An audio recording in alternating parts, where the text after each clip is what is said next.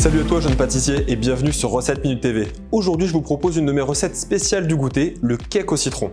Légèrement inspiré de la recette de Pierre Hermé, je vous propose une recette facile, rapide et surtout très gourmande. Alors reste dans cette vidéo et on passe tout de suite aux ingrédients. Pour ma recette, vous aurez besoin de 3 jolis citrons bio non traités, 250 g de farine, 220 g de sucre en poudre, 4 œufs, 130 g de crème liquide entière, une pincée de sel, un sachet de levure et 100 g de beurre.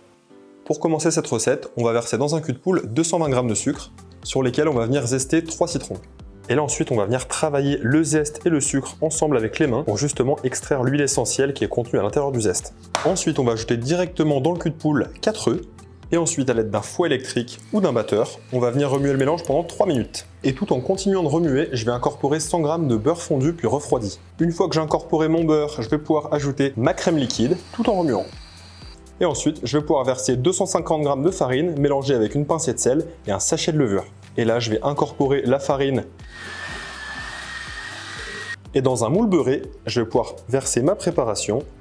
Allez, je vous donne une petite astuce. Avant d'enfourner, vous enduisez une maryse ou une spatule avec de l'huile végétale. Et ensuite, vous allez faire une trace. Vous allez faire une encoche dans le gâteau, justement pour qu'il puisse bien s'ouvrir à la cuisson. On va venir cuire 40 à 45 minutes dans un four préchauffé à 160 degrés. C'est parti! Pendant que le cake est au four, on va réaliser le sirop d'imbibage. Et pour cela, je vais verser 100 g d'eau dans une casserole sur le feu. Je vais verser également 50 g de sucre en poudre. Pendant que ceci est en train de chauffer, je vais me presser quelques citrons pour récupérer 100 g de jus de citron. Ensuite, je récupère mon sirop refroidi dans lequel j'ajoute le jus de citron. Je sors mon cake du four, je vais vérifier la cuisson à l'aide d'une lame de couteau. Elle ressort lisse, c'est impeccable, il est cuit. Je le démoule et je l'entrepose sur une grille. Et à l'aide d'une fourchette, je vais faire des petits trous sur les côtés et dessous. Ça va vraiment faciliter l'imbibage du gâteau.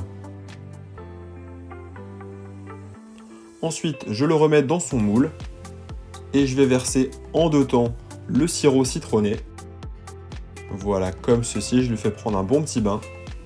Et je vais laisser 2 minutes le temps que le gâteau puisse bien absorber le liquide. Et je recommence l'opération.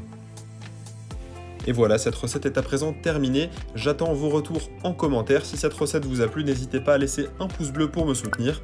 Et puis sinon, je vous donne rendez-vous à la semaine prochaine pour une nouvelle recette gourmande dans Recette Minute TV. Ciao les amis!